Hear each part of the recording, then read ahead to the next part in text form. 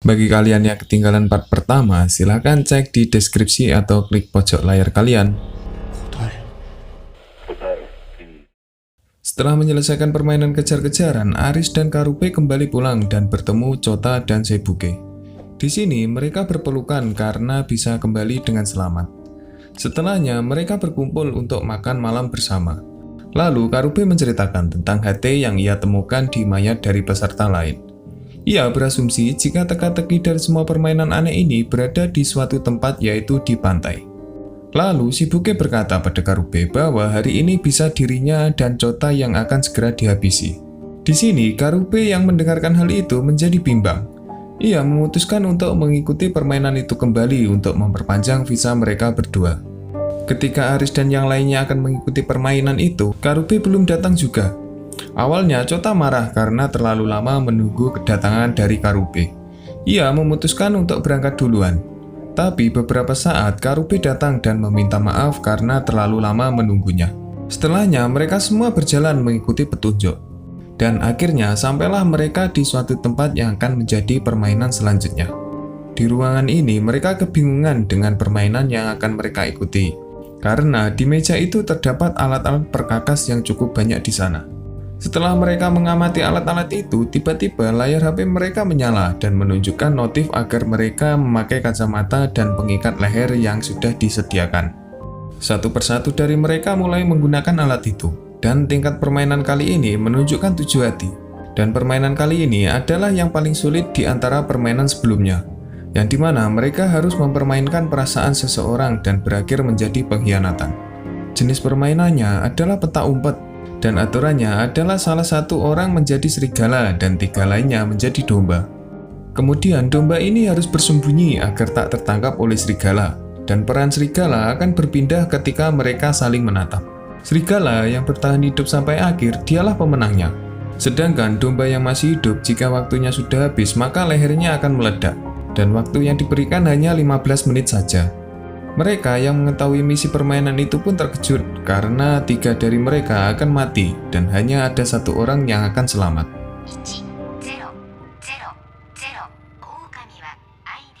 Di sini yang menjadi serigala pertama yaitu Chota.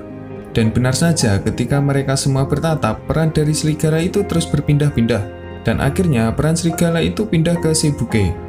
Dengan liciknya, ketika dia menjadi serigala, dia kabur dari mereka bertiga dan bersembunyi agar bisa selamat sampai akhir dari permainan.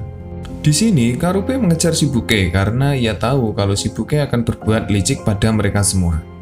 Di sisi lain, Aris berteriak melalui telepon yang tersambung pada mereka semua untuk tetap tenang dan agar bekerja sama untuk mengalahkan permainan itu. Namun, perkataan Aris tak dihiraukan teman-temannya. Karube dan Seibuke saling memperebutkan peran serigala hingga mereka saling melukai satu sama lain.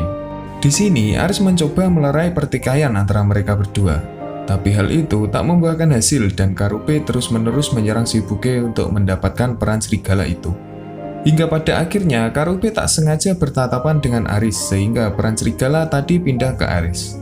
Aris di sini memutuskan untuk berlari dan bersembunyi dari kejaran Karube dan Seibuke. Di sisi lain, Chota yang sedang cedera di bagian kakinya hanya bisa pasrah dan berdoa agar mereka semua selamat dari permainan itu.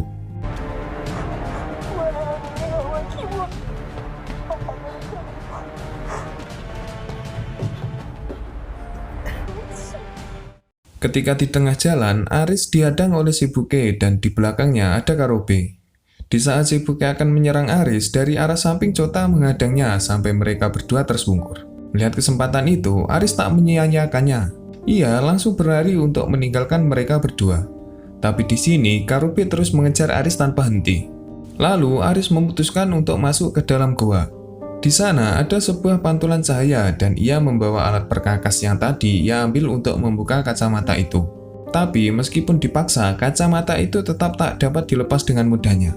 Melihat Karube yang terus mendekati Aris, ia memutuskan untuk jongkok dan bersembunyi di tempat tersebut. Kini sisa waktu dari permainan itu hanya tinggal 5 menit lagi. Di sisi lain, Karube tersungkur akibat tak kuat menahan rasa sakit yang dulu kumat. Akhirnya ia terjatuh dan tak mampu mengejar Aris lagi. Di saat sedang sembunyi, Aris teringat akan kenangannya dulu dengan Karube dan Chota. Hingga akhirnya ia memutuskan untuk mengakhiri permainan itu. Lalu Aris memanggil Karupe dan Chota agar mereka berdua memberitahu posisi di mana mereka berada. Di sini Aris sudah pasrah dan merelakan bukan dirinya yang menjadi serigala. Ia juga bersiap dengan semua kemungkinan yang ada. Namun Chota dan Karupe di sini juga berpikiran sama dengan Aris. Aris terus mencari keberadaan mereka berdua, karena mereka sama sekali tak menjawab panggilan telepon dari Aris. Aris terus mencari ke sana kemari sambil berteriak memanggil mereka berdua. Ia menyesal karena telah bertindak bodoh dan terlalu egois, dan waktu pun hanya tinggal sedikit lagi. Tapi tetap saja Karupe dan Chota tak menjawab panggilan dari Aris. Namun di saat akhir, Karupe dan Chota mulai menjawab panggilan dari Aris. Ia berkata tentang mereka yang dulu saling bercanda tawa dan mereka merindukan masa-masa itu. Aris yang mendengar hal itu semakin berteriak mencarinya. Tapi ia tak menemukannya juga. Hingga pada akhirnya, waktu permainan itu hanya tinggal beberapa detik lagi. Dan tepat saat itu juga, Aris menemukan Karupe yang berada di belakangnya. Kemudian di sini Chota mengatakan, "Hiduplah untuk kami," dan di hadapannya ia melihat Karupe yang mati meledak karena kalung yang berada di lehernya. Aris pun hanya bisa menangis dan menyesali tentang apa yang terjadi.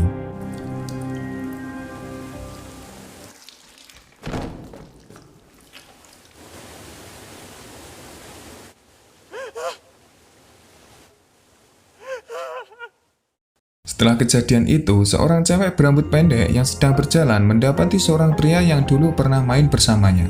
Lalu, ia memutuskan untuk pergi ke sebuah toko buku. Saat perjalanan pulang, ia masih menemukan pria yang tadi pagi tergeletak di situ dengan posisi yang sama. Cewek itu memutuskan untuk menolong pria itu dan membawanya ke tempatnya. Kita flashback tentang asal-usul dari wanita itu tadi. Terlihat ia sedang bersama ayahnya di sebuah gunung. Mereka berdua ini suka mendaki dan diketahui gadis berambut pendek tadi bernama Yusuha. Suatu hari banyak sekali wartawan yang sedang mengerumuni rumah dari Yusuha dan ayahnya sedang pergi mendaki. Tak lama setelah itu muncul berita bahwa ayahnya ini bunuh diri.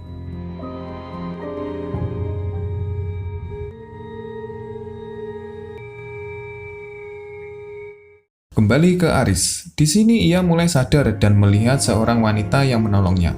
Yusuha juga menawari Aris untuk membantunya dalam menyelesaikan permainan itu.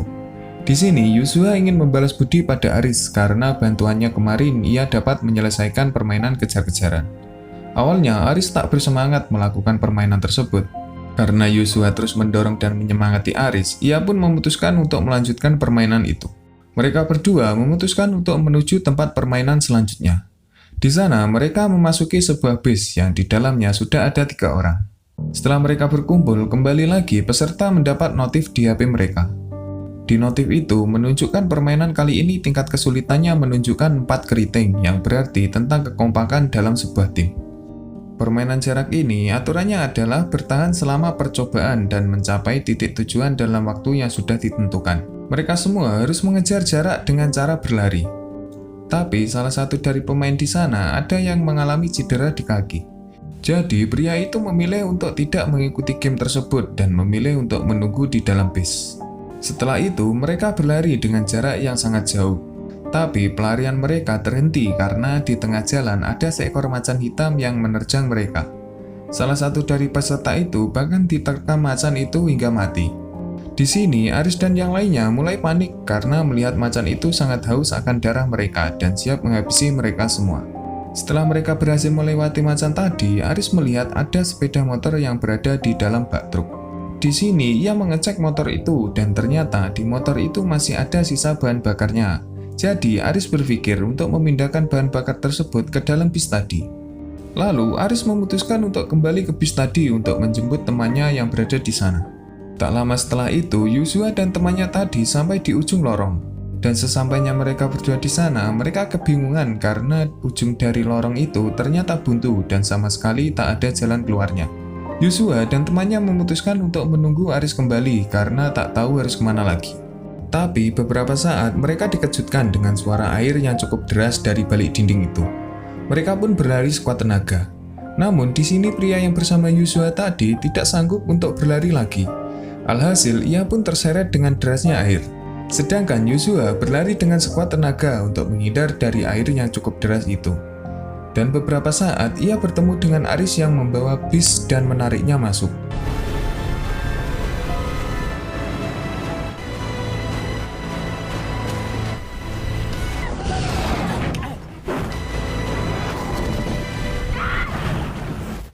Setelahnya, mereka pun sadar dari pingsannya karena terkena terjangan air meskipun di dalam bis. Namun, mereka semua selamat, karena sejak awal mereka seharusnya memang harus berada dalam bis itu, karena jaraknya 0 dan tak boleh menjauh dari bus itu. Kemudian, laki-laki yang cedera tadi memutuskan untuk berpisah dan menempuh jalannya sendiri. Aris dan Yusua pun mengiyakan keputusan dari pria itu dan menyuruhnya untuk tetap berhati-hati. Di scene akhir diperlihatkan Aris dan Yusua sedang berada di tepi sungai. Aris di sini merencanakan sesuatu dan ia akan menuju sebuah pantai seperti dalam mate yang ditemukan Karube beberapa hari yang lalu. Ia mempercayai apa yang dipercayai oleh sahabatnya yaitu Karube, bahwa mereka semua akan menemukan jawaban dari teka-teki permainan berdarah itu di sana.